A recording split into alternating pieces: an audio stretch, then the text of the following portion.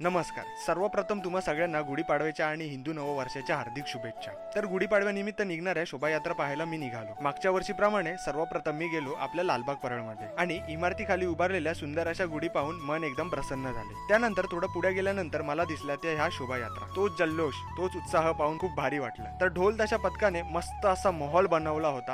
आहा, क्या बात.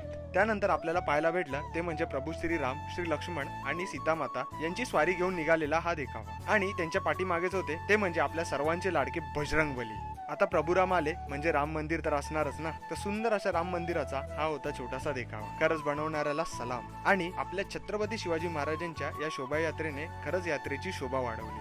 तर अशा प्रकारे होत आहे आपल्या लालबाग परळ मधील शोभायात्रा. त्यानंतर मी निघालो थेट गिरगावला जायला, परंतु सुंदर अशी पारंपरिकता असलेल्या ह्या मिरवणुकीने माझे लक्ष वेधले. खरंच खूप सुंदर होती. सो नेक्स्ट व्हिडिओ मध्ये भेटूया गिरगावामध्ये.